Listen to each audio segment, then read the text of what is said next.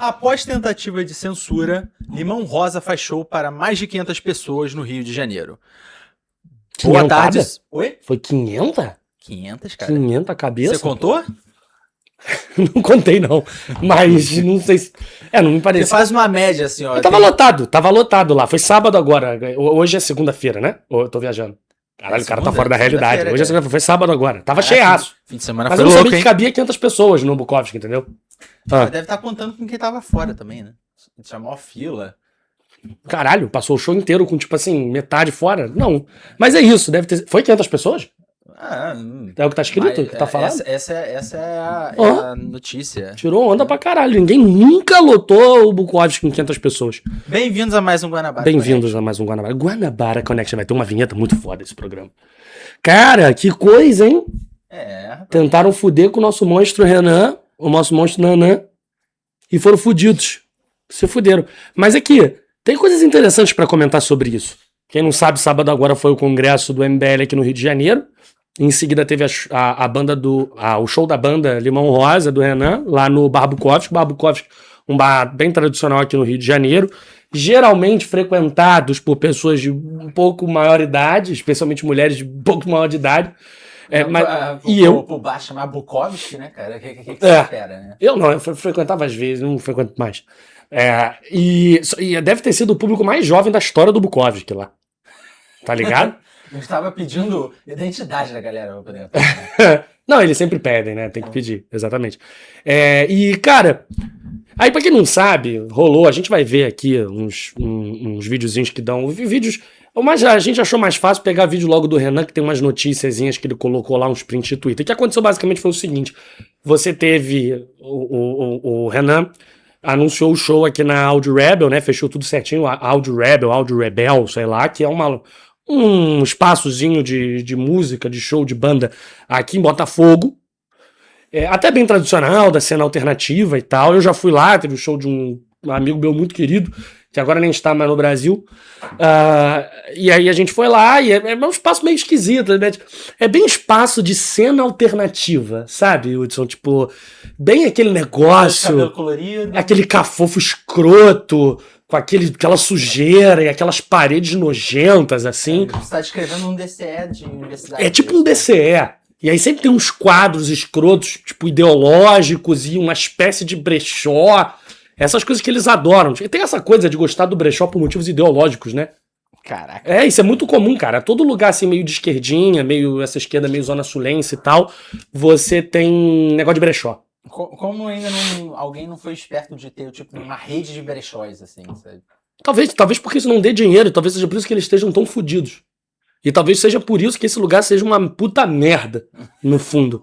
Esse lugar é uma merda. No fim das contas foi bom, né, não ter tido... Porra, foi ótimo. O Renan foi muito generoso de ter querido marcar lá. Não sei se foi porque era o lugar que tinha e eles viram, parecia um lugar maneiro, ou se é porque, sei lá, ele gostava em particular do lugar, realmente não sei. Mas o lugar é uma puta merda, assim. E aí, nesse lugar nessa vez que eu fui, nesse show desse amigo meu, era um ambiente de baixo, porque eu não fui no de cima, parece que tem um de cima que é melhorzinho, né? Bota aí Audio Rebel no Google pra gente ver o espaço. E aí tinha esse embaixo, super pequeno, todos os aparelhos e mesas, assim, perto do público, todo mundo em pé, um negócio meio claustrofóbico pra caralho, e digo mais... Eu não sei como a vigilância, sei lá, se tem alguma vigilância sanitária, alguma porra assim, de defesa, bombeiros e tal, ainda não deu uma olhada ali, porque pelo que eu vi, um negócio super apertado, cheio de fiação, cheio de negócio de eletricidade, tudo um em cima do outro, e... Audio Rebel? Audio Rebel, é isso aí mesmo. Tudo em cima do outro, e o lugar fechado não parece ter uma coisa de segurança ali, caso tenha algum incêndio, pegue fogo, alguma porra. É um buraquinho assim mesmo? É essa porra desse buraco aí, cara. Pô, aqui com certeza não cabe 500 pessoas, cara. Cabe muito menos do que no Bukowski. Não, mas eu acho que esse é o de baixo. Esse aqui parece da casa da minha tia, tá ligado? Cara, até que, vamos dizer, essa estética especificamente dessa parada não é ruim. Só que o negócio é que essa cena underground alternativa e da esquerdalha é uma cena que gosta de sujeira, tá ligado? Então todos os ambientes sempre estão parecendo sujos pra caralho. Deixa eu ver essa foto aí que você abriu aí. Isso é o quê? É porque o cidadão médio que frequenta esse lugar... Não, acho que isso aí não é Audio Rebel, não é? Vai ver o espaço de cima, é bom pra caralho, eu tô falando um monte de merda, tá ligado? Áudio Rebel, Rio de Janeiro. É. E aí é isso que essa porra desse lugar é. Aí cancelaram, aí descobriram, algum babaca lá no Twitter comentou que eles estavam dando espaço pra extrema direita e tal, e aí eles foram lá e cancelaram de última hora o show. Tipo, os caras vieram vindo de São Paulo, cheio de instrumentos, cheio de coisa, com vários ingressos vendidos, assim, e aí cancelam de última hora. Abre lá o vídeo pra gente ver, Hudson, o próprio Nanã falando da situação. Vamos lá. Meus amigos, a banda que eu faço parte, a banda Limão Rosa, que vem tocando, lançou álbum, vem tocando no circuito alternativo ou em qualquer casa e bar no Brasil, começou a ser alvo de sabotagem, aquelas campanhas ridículas e infantis, tocadas infelizmente pela esquerda brasileira. Por que diabos a galera do Bar Alto em São Paulo, que é gerenciado pelos donos da Bala Varex e da Podload, tá dando espaço pra banda do ex-político Reaça do MBL fazer show em um espaço teoricamente paga de progressista? Feio demais, galera. Pô, é meio presunçoso a parte do sujeito, né? Ele chamou a banda de desrespeitoso, sabe? Acho que esse cara não tá sabendo, né, cara, das coisas. Não deve estar vindo no noticiário. Dá play aí, vou tentar alcançar o meu cigarro. Que quer proibir a gente de tocar em bares. Eles dizem que a gente tocar um bar vai contaminar o bar deles, né? Que nós não podemos botar o pé onde eles colocam o pé, que talvez eles ouçam ideias diferentes. Eles nem sabem que é só uma banda de rock, falando sobre coisas existenciais, falando sobre relacionamentos. É uma banda de rock legal. E por conta disso, eles começaram a tentar cancelar nossos shows. No Rio de Janeiro, cancelaram o show na Áudio Rebel, um lugar que tinha fechado o show com a gente, e tava desesperado porque a casa ia ficar vazia no dia. Nota oficial, antes de tudo, a Áudio Rebel reafirma que é uma casa plural e democrática. Pô, plural pra caralho. Porra, muito plural. Só pode a galera da esquerda progressista. Porra! Definição de democracia. Há mais de 2 décadas mantém as portas abertas às mais diversas expressões musicais, consolidando-se como uma das principais referências da cena cultural independente do Rio de Janeiro. Uma das maiores... Voltamos todos os nossos shows. Tá, pausa.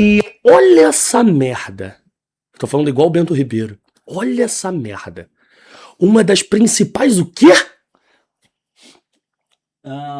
Uma das principais referências da cena cultural independente do Rio de Janeiro. Uma das principais referências da cena cultural independente do Rio de Janeiro? Isso ia ser muito presunçoso. Independente só se for do bom gosto. Independente só se for da razoabilidade, da inteligência.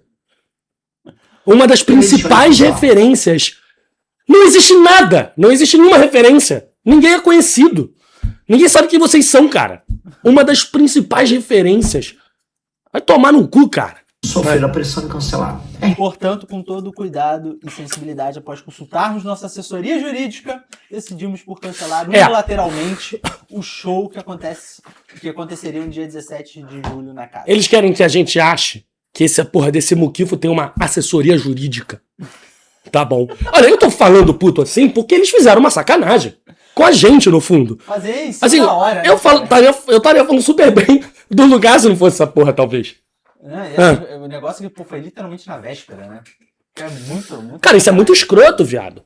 Isso é de caso pensado. Eles provavelmente já deviam ter cancelado antes, assim. Já ter decidido antes. Porra, não, acho que foi de última hora mesmo. Mas vai. Eu acho. Ridículo, naturalmente autoritário. É patético mostrar o quão infantil é a cena indie alternativa no Brasil. É uma corriola de gente tendo que puxar saco um do outro. Só que o meu recado pra vocês são 2. O primeiro recado é o seguinte: a gente enche o show onde a gente quiser. Se eu quiser tocar numa praça ou num boteco, o meu show vai ser cheio. O que é diferente de 90% dessa cena indie alternativa brasileira. 90% generoso. São sempre vazias e ficam novamente uma puxando o saco da outra. Segunda coisa, nós conversamos com outro bar, fomos convidados pelo Bar Bukowski lá no Rio de Janeiro para fazer um show. Vamos fazer um show gratuito para todo mundo. Então, já que não era para tocar no Rio, vamos tocar no Rio no sábado. Tá, chega. Já entendemos. Já a gente sabe o que aconteceu porque nós estivemos lá. Agora volta lá, vai. Vamos. Olha só. Não, você. Não, agora não é isso. Isso é maneiro pra caralho, mas depois a gente fala dele.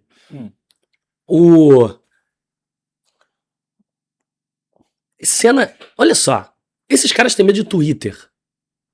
Não, quer dizer, vamos lá.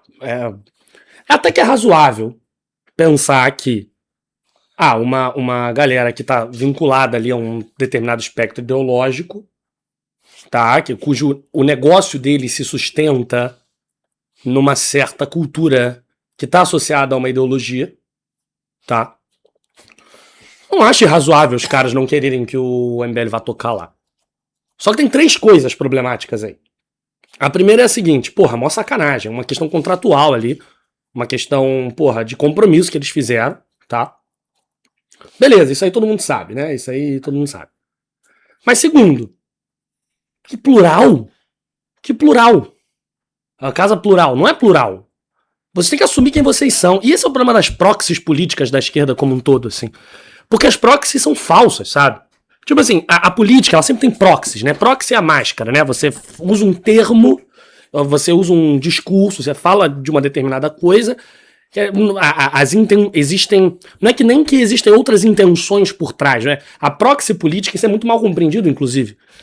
Que as pessoas acham que quando um político tá falando de X, na verdade ele não tá querendo dizer X, ele tá fazendo isso por algum outro motivo oculto que não tá no discurso dele. Mas não é assim exatamente. A proxy política, assim, ela não é nem exatamente verdadeira, nem exatamente falsa, assim. O cara afirma X. Isso, geralmente o que ele afirma é isso, só que é mais do que isso, né?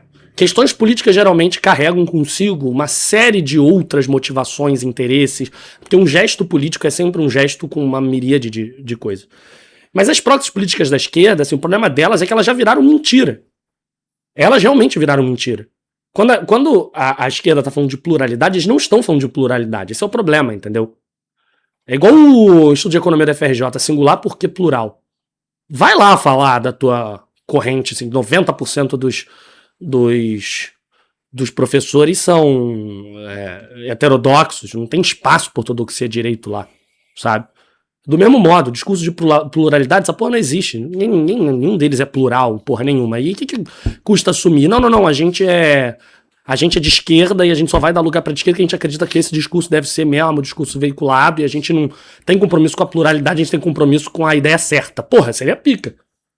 Eu tenho compromisso com a ideia certa, não tenho compromisso com todas as ideias. As ideias erradas não estarão aqui. Pô, seria maneiro, tá ligado? Só que não é isso que eles falam. Eles fingem que querem, que estão fazendo isso pela pluralidade. E o terceiro problema, que talvez seja o maior de todos, é o seguinte. Que cena cultural alternativa, vocês são os falidos, cara. Vocês são os falidos. Vocês não têm nada, sabe? Vocês não são relevantes culturalmente. É igual a porra do... Eu vi um Twitter de um cara falando, até respondi, apaguei o meu comentário, que eu fui muito grosso com ele, assim. Eles falando, é incrível como a MBL é irrelevante culturalmente. Você acha que essas porras dessas bandinhas escrotas que ninguém ouve são relevantes culturalmente? Vocês não fazem nada, cara. O que as pessoas estão ouvindo no Brasil e fora do Brasil é funk e, no máximo, sertanejo. Ninguém ouve a merda da sua bandinha de garagem, cara. E o que dói nessa galera é que realmente não é só que as pessoas estão ouvindo mais o funk e o sertanejo, é que o funk e o sertanejo, de fato, tem mais a agregar culturalmente do que eles têm, a maioria das vezes. Né? E isso é o mais doloroso, provavelmente, pra eles, sabe? E eu conheço essa cena alternativa, assim. Não tão pessoalmente, tá? Mas conheço até bem as músicas. Eu gosto de algumas coisas. Por exemplo, você sabe que existe uma cena cultural, uma cena musical, existia, pelo menos, eu não sei se ainda tá ativa, em Mesquita, um bairro da Baixada Fluminense. É de onde saíram bandas como Gordura Trans, por exemplo. Gordura Trans é uma puta banda, é uma banda maneira, na verdade. Quer dizer, uma puta banda não. Não quer dizer que o som é bom. Eu gosto daquela outra, Não ao Futebol Moderno. Essa é muito bom, Não ao Futebol Moderno é muito bom. Eu não sei de onde eles são, na verdade. Não, o futebol moderno é maneiro. São os bangus. Nada me importa, um homem frente ao... Cara, o álbum, a capa do álbum dessa banda é lindo. Bota aí, não ao futebol moderno, o álbum. É uma mulher linda que eu não sei quem é. E eu acho que a gente pode mostrar a cara dela porque é a capa do álbum, né? Não é nada demais. E é uma cena que tá fazendo alguma coisinha, sabe? Eles estão, por exemplo... aí, essa primeira, tá ligado? Essa mulher, essa primeira. Abre aí a primeira. Esse álbum é maneiraço. Ó, linda ela. Muito linda. Esse aspecto esfíngico dela, sobe aí.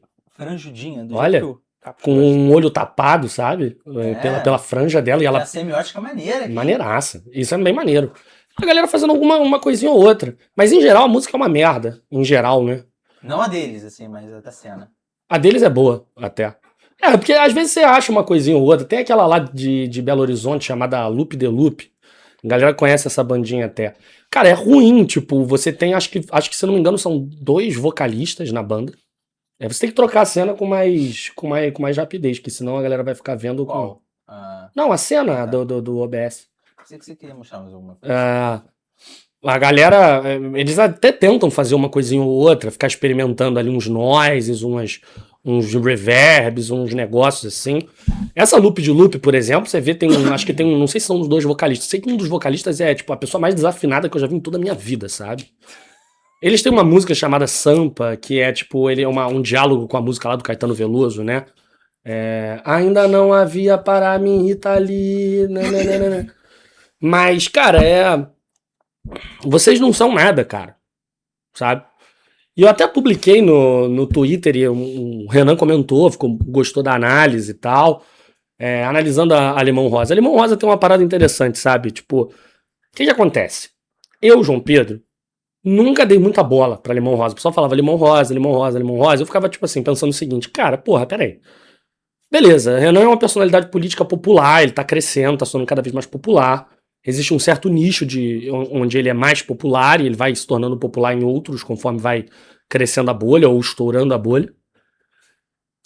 Porra, e aí, assim, é muito foda, porque quando você é uma personalidade política popular, você não tem como garantir que as pessoas estão ouvindo a sua música porque elas gostam da música ou porque elas gostam de você, né? Porque elas querem apoiar o projeto ou qualquer coisa assim. E aí a coisa toda fica meio fake, né?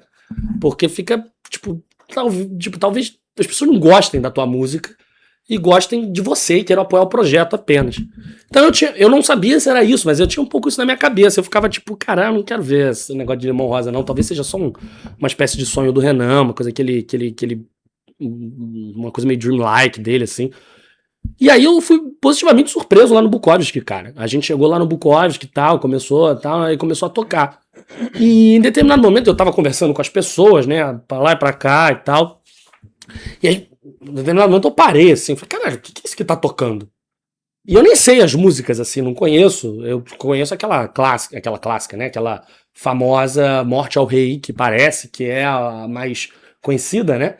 Essa eu acho que Sherazade Blues. Sherazade Blues é um nome maneiro, né, de música. Sherazade Blues. Eu só fico pensando na Raquel Sherazade. Não é sobre ela, é? Espero que não. Espero que não. A Raquel Sherazade... Caralho, Raquel Sherazade, né? Que coisa, né? Eu lembro, em 2014 ela era uma heroína pra gente. Hoje ela virou uma esquerdista, né? Ela é esquerdalha hoje? Parece que sim. Fofinha. Raquel Charizard. Raquel Charizard. E eu fiquei positivamente surpreso, cara, porque... Cara, o que acontece? Então, vamos lá. Qual que é a parada? Apesar de, tipo assim, a cena alternativa, ou a cena underground hoje ser meio que toda de esquerda, né? O que acontece é que o elemento de contracultura não é um elemento de esquerda por excelência, sabe? Ele foi de esquerda, hoje tá cada vez menos, né? Não sei se vocês lembram, Ramones, os caras eram de direita, né? Tem isso ainda. Né? Tá ligado? E você tinha realmente uma certa pluralidade ali. E o interessante é que essa cena meio que nasce sem muito espectro ideológico. Ali, final dos anos 80, quando começam os primeiros experimentos que dariam origem ao que viria a ser a cena dos anos 90, com Nirvana, Dinosaur Jr., Sonic Youth, Disney Mary Chain, My Bloody... Não, então, no final dos anos 80... começa esses experimentos, quando surge o gênero de shoegaze. Shoegaze é um baita gênero, assim, um gênero que consegue chegar numa forma através do uso, assim, brutal e hipnótico e criativo mesmo dos efeitos de pedal e do ruído, porque o avant-garde, desde os anos, sei lá, 50, 60, vinha fazendo experimentos com noise, né, com ruído. Você inclusive tem todo esse gênero de noise, às vezes nem noise rock, você tem noise, como Rijo Kaidan. Não sei se vocês conhecem, eu te mostrei outro dia o Rijo Kaidan. O álbum é um negócio diferente, sabe? Que é um cenário avant-garde que vai testando as paradas que são assim, impossíveis de você ouvir. Aquilo é vanguarda. Exato. Que é impossível de você ouvir curtir, né? Você não vai botar um Rijo Kaidan no fone e vai ficar lá no ônibus e o bagulho tá... Tu não vai fazer isso. Só que por conta dos testes deles, das combinações de ruídos, das combinações harmônicas entre diferentes tonalidades de ruído, diferentes... um ruído mais limpo, outro mais sujo e tal. Começou-se a desenhar alguma coisa e veio o My Bloody Valentine com o álbum Loveless. Bota aí no Google, Loveless, My Bloody Valentine. Um álbum assim que definiu muita coisa, um álbum maravilhoso. My Bloody Valentine, Loveless. O grande álbum de shoegaze. Olha essa capa, que maneiro, cara. Isso é muito foda. Abre uma capa aí, que senão fica muito pequeno. A primeira. Que é uma... Olha, o shoegaze, qual que é a ideia do shoegaze? A ideia do shoegaze é, você tem... Não, deixa parado lá, você fica passando os álbuns, as pessoas não conseguem contemplar. A capa desse álbum é muito interessante, porque é exatamente uma representação visual do que é a música shoegaze. A música shoegaze é o seguinte, basicamente você, ao invés de ficar tentando virtuosismo, com notas e enfim, você cria uma espécie de parede de som com inúmeros efeitos. Então você tem muito reverb que eles usam, muito noise, e aí a melodia da música fica um pouco oculta por trás dessa camada, dessa parede de som. E, cara, saíram coisas muito interessantes. O My Bloody Valentine é uma coisa, é uma espécie de som, uma espiral meditativa, hipnótica, psicodélica, destrutiva e ao mesmo tempo bela. Músicas como Sometimes, que é talvez a mais clichê deles, mais conhecida, ou músicas como To Hear Knows When, que é, porra, tem um final ali que eles brincam com o negócio. Cara, é muito, muito, muito bem feito, assim. Mas Blood Valentine teve um pico de visualização no Spotify depois desse episódio. Imagino. Exato. E você tem Slow Dive, por exemplo, que aí já vai mais pro lado do Dream Pop, com aquele álbum Soul Vlak, que também eles fazem experimentos maravilhosos. Ambas têm vozes femininas, o que garante pra eles uma coisa muito interessante, que, por exemplo, a terceira banda mais famosa, o terceiro álbum mais famoso do shoegaze, que é Ride Nowhere, não é tão bom assim, a galera não gosta tanto assim. E eles fazem as paradas maneiras, e a partir daquilo que eles estavam fazendo, a galera dos anos 90 aparece. Então, por exemplo, aparece, acho que um dos primeiros que aparece mesmo é Sonic Youth. Sonic Youth, que, cara, é quando... E aí tem aquele filme, 1991, The Year That Punk Broke, que é um filme muito interessante. É um filme que, basicamente, ele é dividido em, tipo, takes deles fazendo um monte de palhaçada, da banda em questão fazendo um monte de palhaçada, e aí uma cena de um show. Aí depois outro take deles fazendo as palhaçadas, e depois mais uma cena do show. E assim por diante. Aí tem Ramones, tem Dinosaur Jr., tem Sonic Youth, tem Nirvana. Já tava velho essa época já, né?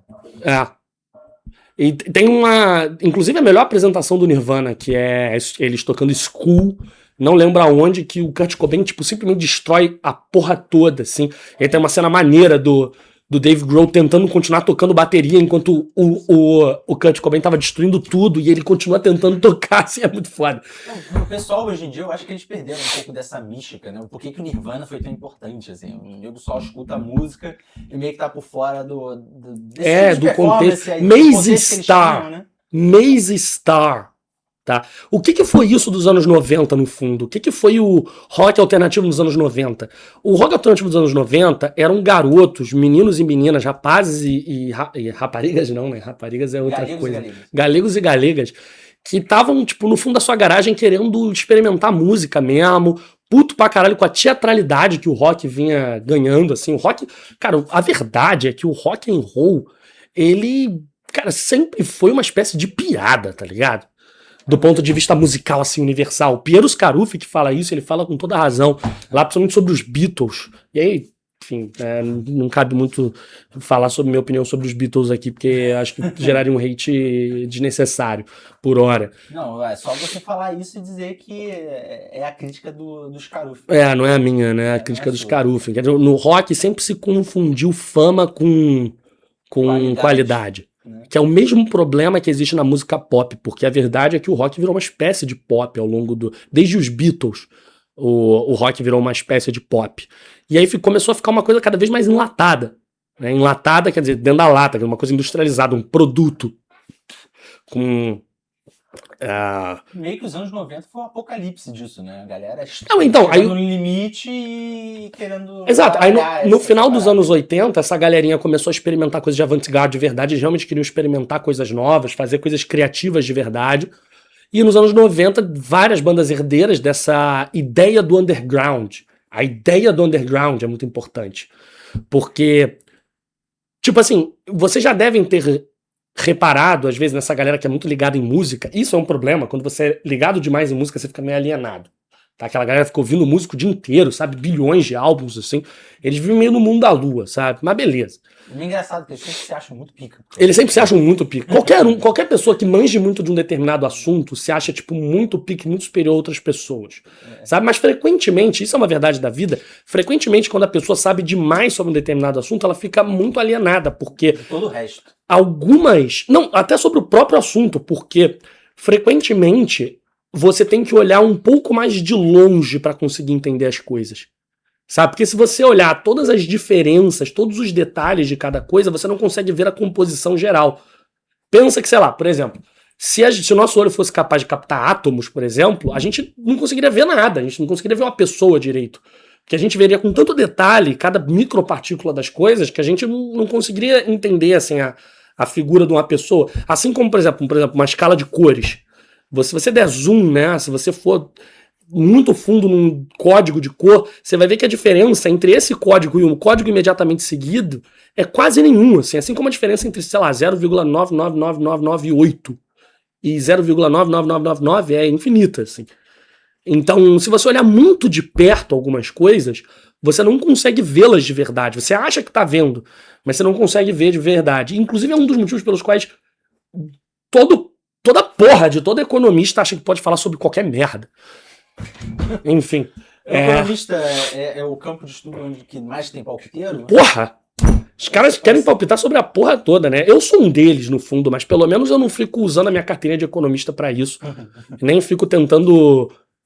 não tenho carteirinha de economista, mas de carteirinha no sentido figurado. Nem fico tentando achar que porque eu sou economista eu consigo analisar sobre modelos econômicos absolutamente qualquer coisa, né? Não. Existem outros referenciais, outros paradigmas, né? Em que você tem que olhar as coisas. E nos anos 90, a ideia do underground, que é a ideia aquele circuito de bandas e músicas que não são mainstream, não são conhecidos pela grande mídia ou pelo grande público, e isso passa a ser um sinal relativamente confiável da qualidade musical deles.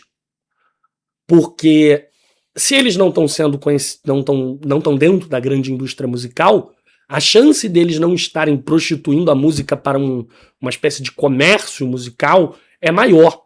E isso garantia, na média, coisas muito mais interessantes e criativas, e disruptivas e tal. Por isso, em determinado momento, você ser underground, você ser pouco conhecido, passou a ser meio que uma virtude. Isso ainda existe para algumas pessoas hoje. Para mim sempre existiu. Às vezes, quando eu via que a banda era muito famosa, eu ficava meio... não queria saber muito, sabe? Que virou uma espécie de vício, assim, mas que é maneiro até. E aí o que aconteceu nos anos 90 é que existe um contexto civilizacional no Ocidente, uma necessidade de...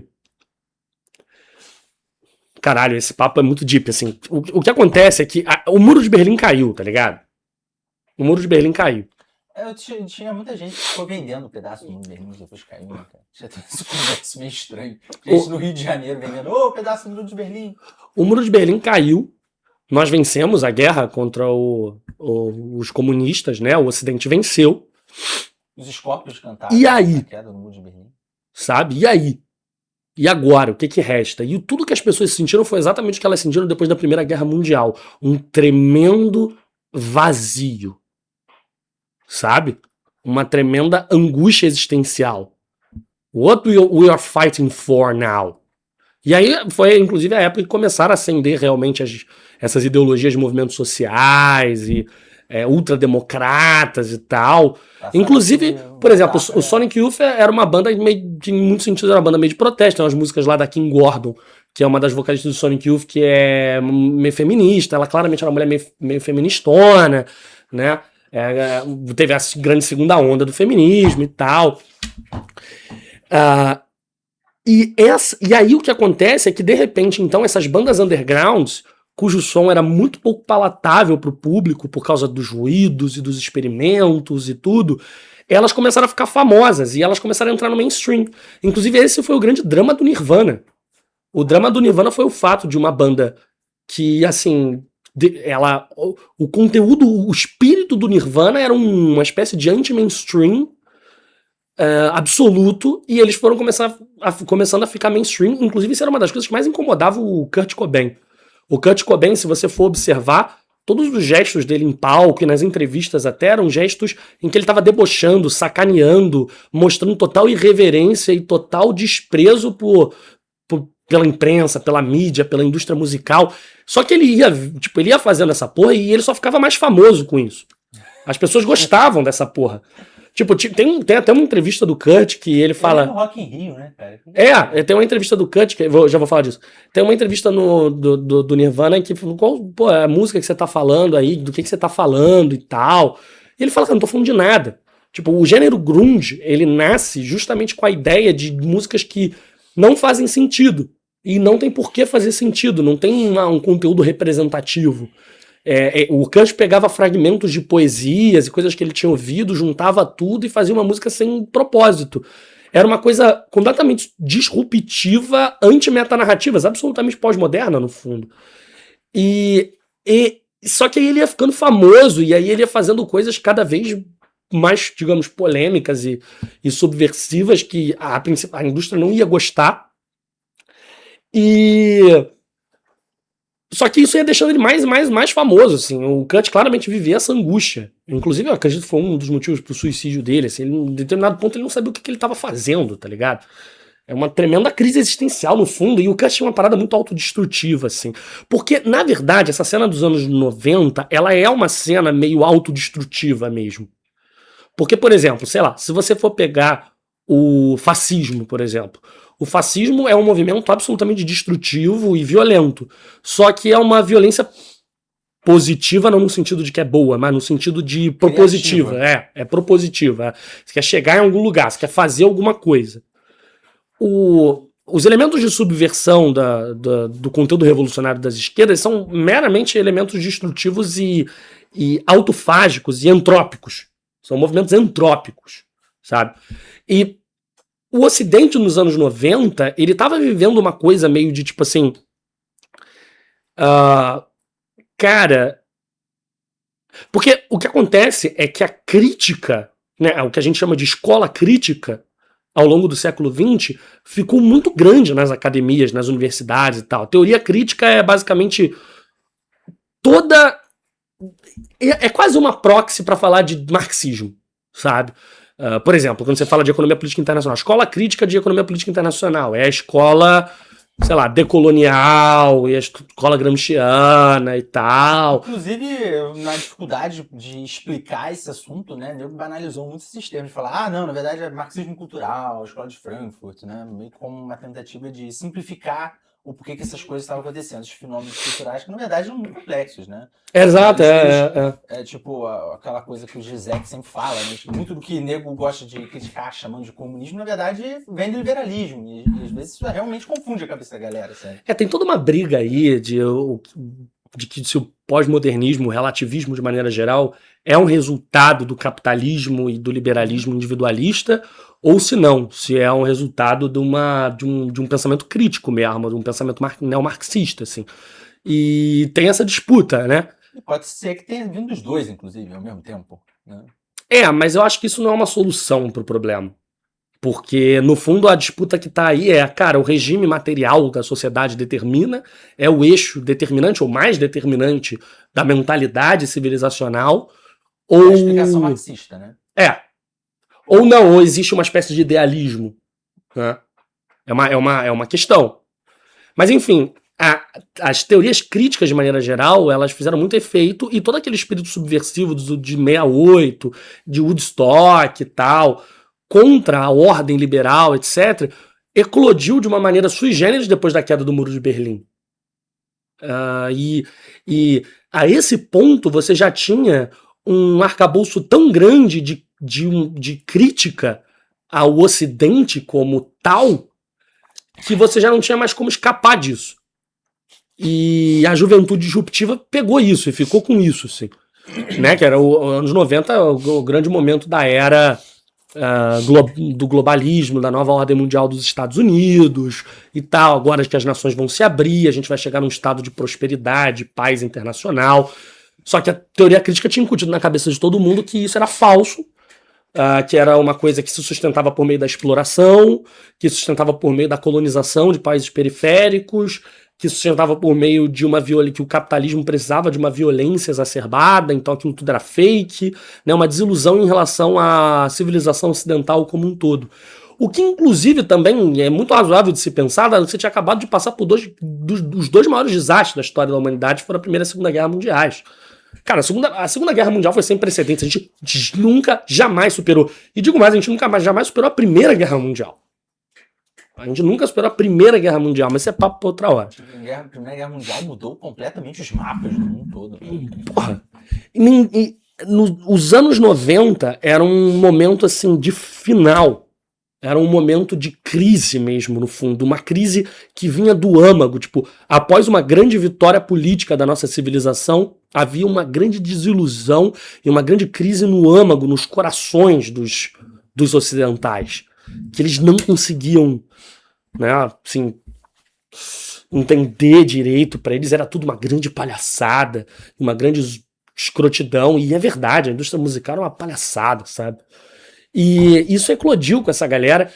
E, cara, se você for ver aquela apresentação do Mazzy Star, Fade Into You, uma apresentação, bota aí sem som pra não dar merda pro YouTube. Mazzy Star, M-A-Z-Z-Y, Star de estrela, Fade Into You, bota vídeos, eu vou te falar qual que é o vídeo da apresentação, e você bota sem som. Que é uma música que ficou muito famosa, a galera hoje conhece. Deixa eu ver. E agora? Desce. Não, bota live. Tem que botar. Essa aí, eu acho. Essa. Shoreline, amor, não sei o quê. Cara, bota no mudo. Porque não dá pra ouvir, né? Bota não, pra galera ver. Bota em tela cheia o YouTube. Essa... Que roupa modesta dessa moça. Cara, isso é muito foda, assim. Essa imagem da Mazzy Star tocando no palco, Fade Into You. Cara, talvez dê pra botar tipo um minutinho, assim. Bota som aí. Não vai dar strike. Porra. Os bots são sinistros. Olha a cara dela. Reparem o rosto dessa menina. Olha como ela fala. Olha como ela tá... Olha como ela está entorpecida e como ela está alheia à realidade. Ela tá claramente drogada, né? Quer dizer, eu não posso acusá-la, não sei se isso dá merda, mas ela parece muito drogada. E olha como ela fala, olha essa mão atrás, esse shy, né? Ela tá meio shy. E ela tá com uma roupa muito simples. Isso é uma característica dessa galera dos anos 90. Zero teatro, eles eram anti-teatro, porque a teatralidade era um elemento comercial e bobo. Eles queriam música crua, eles são herdeiros do punk. Por isso 1991, The Year Punk Broke, porque o punk, aquele punk dos anos 70, 80, aquela galera de moicanos, jaquetas de couro, aquilo era teatral, sabe? Aquilo era elemento de querer parecer alguma coisa, identidade. Isso aí eram pessoas normais. Com roupas de gente, de roupas de verdade, assim, sabe? Eles não queriam parecer diferentões. Eles estavam um pouco se fudendo pra essa porra toda. E ela parece estar meio que de um pijama, e ela é linda, né? Lindinha, fofinha. É uma menininha, sabe? Mas é como se fosse uma menininha que perdeu toda a inocência, sabe? Ela parece muito estar drogada, falando pra 1 bilhão de pessoas, cantando uma música absolutamente triste. E desse jeito esquisito, ela é como se ela fosse uma espécie de sacerdotisa da decadência, sabe? Ela é como se ela estivesse anunciando profeticamente o fim de todas as coisas, de todos os nossos sonhos. E uma moça fazendo isso, sabe? Uma espécie de oráculo dizendo: acabou, cara. Acabou tudo, assim. E, cara, essa é muito forte, essa apresentação. É muito forte. É mais forte até do que essas apresentações que o Kurt quebrava a porra toda e tal. Olha isso, um pandeirinho que se foda. Nem sei se é pandeiro o nome dessa porra. Toda travadona ela, olhando pra baixo, claramente... É uma depressão, mas é depressão mesmo, no sentido puro do termo, assim. Não é depressão... É um niilismo, né? É um baita niilismo, assim. Não descompensação de neurotransmissores, né? É mais do que isso. É um niilismo, é tipo assim, é a absoluta percepção do vazio completo de todas as coisas que movem o corpo da civilização hoje. O que movia o corpo da civilização? Sabe, era O que movia? programa de televisão, que era entretenimento barato, era músicas que faziam você ficar viciado em hits de 2, 3 minutos com refrões repetitivos, era, sei lá, a moda da hora, consumir, era a lógica do consumo, era ter a maior quantidade de coisas possível, era ganhar dinheiro, supostamente ter uma família, um negócio, assim. Era tudo fake mesmo, assim. E aí vem eles pra falar, isso é tudo fake, porque eles conseguiam observar o vazio no fundo, como se tudo era uma casca vazia, uma casca sem coração, assim. Isso é o nihilismo dos anos 90. O niilismo muito importante. Tá, tira aí, bota na minha cara. E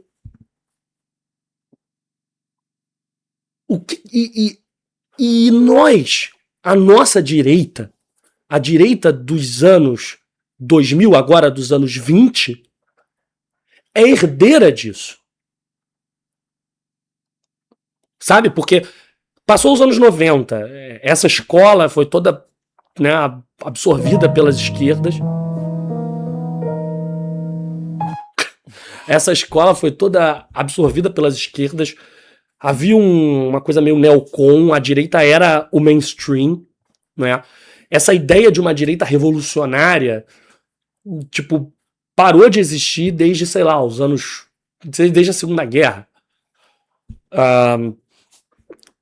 E o espaço para a revolução estava só nos comunistas mesmo. A ideia de uma direita revolucionária não estava mais... não existia mais. Embora a direita tenha sido extremamente revolucionária, o que foi a Revolução Conservadora dos anos 30, por exemplo, ou até antes dos anos 30, o próprio Schmitt, o Heidegger, a galera, inclusive, que depois deu ascensão aos não vou falar porque eu acho que o YouTube penaliza, né, mas os bigodes, que apesar disso não tinha uma relação necessária com eles, embora muitos elementos tenham feito parte daquilo. E não existia espaço para uma direita revolucionária. Mas o que acontece é que todo o espírito de subversão das esquerdas virou, ou já era, na verdade, uma espécie de pafurada mesmo. Fetiche burguês. E por que... E eu vou falar na moral, assim, porque no fundo mesmo, toda a mentalidade revolucionária das esquerdas é uma falsidade absoluta. É uma falsidade, por quê?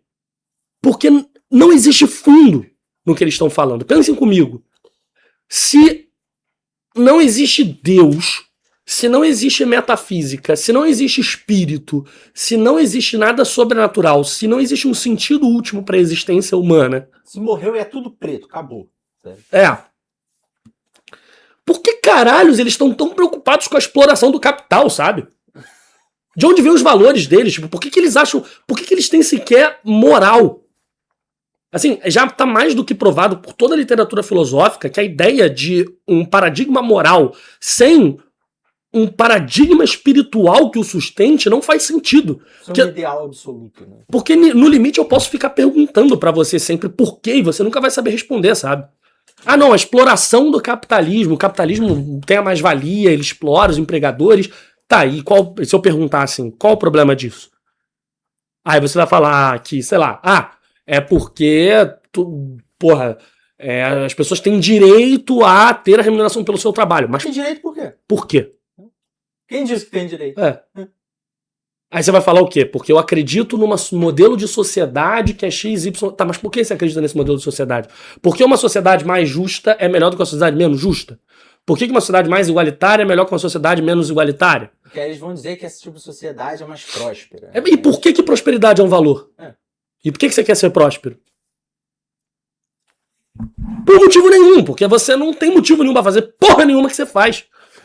Desde que a merda da tradição materialista começou a incutir em nós a ideia de que moralidade, valores, sentido de maneira geral é uma espécie de convenção social, eles então deixam de ser um conteúdo com valor real, com uma ancoragem, com lastro, né? Porque no fim, se isso tudo é arbitrariedade, não tem substância. Não tem substância, não existe no fundo. Não ter substância significa, em outras palavras, não existe. Então, o espírito subversivo e revolucionário das esquerdas sempre foi vazio, porque eles olhavam para a situação social, sabiam que por trás disso, que isso era tudo vazio e isso escondia opressões e explorações e conteúdos que contradiziam a narrativa dominante, eles estavam totalmente certos nisso, mas a questão é que para eles isso não deveria ser um problema. E é por isso que o poder destrutivo da esquerda, das esquerdas de maneira geral, costuma ser um poder autodestrutivo, um poder entrópico, que não leva a lugar nenhum, porque não há lugar para que se ir. No limite, qualquer lugar que você for, você também pode usar a teoria crítica com ele mesmo. Você quer chegar numa espécie de civilização perfeita em que todo mundo vai ter remuneração pelo seu trabalho? Foda-se! Que merda que isso muda para qualquer coisa? Vocês não sabem responder isso, porque ninguém sabe. Porque essa porra toda é uma construção intelectual sem o menor sentido, assim. E aí, então, o conteúdo revolucionário da direita é um conteúdo revolucionário que faz sentido, porque a gente vê a falsidade de muitas das aparências, e a gente quer, como os iconoclastas, como Baudrillard fala, né, no Simulacros e Simulações, em que ele defende os iconoclastas, né? Ele fala que o ímpeto dos iconoclastas originais era um ímpeto adequado, porque eles estavam vendo que a imagem da coisa estava pervertendo a coisa, estava se tornando a coisa. Ele estava esvaziando o sentido, estava tirando a coisa de dentro da imagem. E eles queriam romper com isso, eles quebravam as imagens num gesto de rebeldia. Não, eu quero o coração. E isso é muito cristão. Não se esqueçam que o nosso Senhor veio romper os véus do templo. Ele veio desnudar todas as aparências e colocar para fora, escancarar e esfregar na nossa cara a verdade absoluta e brutal de todas as coisas. E brutal num bom sentido, não tô falando brutal no sentido de, sei lá, de sofrimento ou qualquer merda assim. E olha que eu, como um cara que lê Nietzsche há muito tempo, e em muitos sentidos fui muito influenciado por Nietzsche, tem aquela passagem maravilhosa que o Nietzsche fala, não nos confundam com com os jovens egípcios que iam atrás do templo para tirar os véus. Nós não acreditamos que uma verdade pode continuar sendo verdade sem seus véus. Isso é muito foda. O véu é parte da verdade. Aliás, galera, vocês aí não estão por dentro de Baudrillard, o conceito de simulacro. Simulacro e simulações, Jean Baudrillard. Temos totalmente por fora. Aula sobre isso lá na minha formação Paideia, inclusive quem não entrou é gay sem ética. Baudrillard tá no meta, né? Entre na formação cultural Paideia, o link está na descrição. Eu quero que vocês toquem lá, porque vocês vão entrar no link, vão chamar no WhatsApp a equipe e a gente vai explicar para vocês como é que funciona, se faz sentido vocês entrarem e tal, como é que é essa formação. Pra vocês saberem tudo direitinho, vai aqui no link da descrição agora rapidinho, clica, vai ser redirecionado para o WhatsApp com a mensagem automática e aí a gente vai pegar e vai responder você. Fala, tudo bem, quem é você e tal, né, tá? E Baudrillard é uma das coisas que eu ensino lá. Então existe Então veja que assim como aqueles hegelianos do século XIX, que queriam ver o espírito das coisas, nós queremos destruir absolutamente tudo para ver o espírito que está contido dentro de tudo. E nesse sentido, a idade pós-moderna é uma puta bênção, cara. Eu sou apaixonado pelo pós-modernismo, porque ele, no ato de desconstruir metanarrativas e no ato de mostrar que você pode, pelos instrumentos da linguagem, mudar todas as coisas e relacionar coisas que a princípio não estão relacionadas, você mostra como uma boa parte das sistematizações e das configurações mentais ou civilizacionais que você havia feito, na verdade são sem substância. E agora você pode tentar achar o espírito. Onde é que está o espírito? É isso que nós vamos ver. O espírito não é uma coisa que você descreve. O espírito é uma coisa que se manifesta, e ele se manifesta em absoluto, o espírito absoluto de Hegel. E é isso que nós estamos tentando. Então, tudo isso para dizer uma coisa, que a banda Limão Rosa, ela cumpre um papel interessante, porque ela pega toda a estética da cena alternativa recente, todo esse espírito subversivo e destrutivo dos anos 90 e traz para um contexto de profunda ambição espiritual. O que o Partido Missão, ao menos a falange frígia do Partido Missão, pelo menos, o que nós estamos tentando desvelar? O espírito. Nós estamos tentando desvelar o espírito. Tá bom? Durmam com essa. Então, a cena alternativa carioca, brasileira e até internacional, vocês acabaram, cara. Vocês estão falidos. Vocês não conseguem fazer porra nenhuma, vocês não conseguem mobilizar ninguém, vocês estão sempre chorando por uns trocados e pedindo pelo amor de Deus para as pessoas irem para os seus shows para tentar fazer, para tentar um pagar pau um do outro, para ver se nessa brincadeira vocês acabam conseguindo se sustentar e vender os ingressinhos ridículos e continuar no muquifo de merda que vocês vivem com 6, 7 pessoas juntas fumando pra caralho no meio de uma merda toda suja. E vocês não conseguem se lançar, ficar famosos, porque vocês são todos crianças, no fundo. Porque vocês têm essa coisa desse sonho infantil de querer ser um grande astro do rock. Astro do rock é o caralho.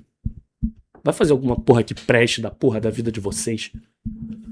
E ver se vocês... Ai, foda-se também, ver se vocês nada, né? Tá bom? É isso, Renan Santos, Banda Limão Rosa e a vitória absoluta do espírito. Do espírito, ponto. Acabou. Tá bom? Curtam, compartilhem, se inscrevam no canal. Curtam, compartilhem e se inscrevam no canal. Curtam, vamos lá. Curtam. Vai, curte aí, tô esperando. Curtiu? Curtam. 3, 2, 1. Curtiu? Beleza, agora. Curtiu? Comenta, aperta comentar, vai lá e bota assim, maneiro. E dá enter. Vai, 3. Não, 5, 5, 4. 3, 2, 1. Agora vocês vão fazer. Vocês vão clicar em inscreva-se. Tem um sininho do lado do nome. Você vai clicar, o sininho vai até balançar. Certifique-se de que ele balançou. Tá bom? E nos vemos no próximo Guanabara Connection.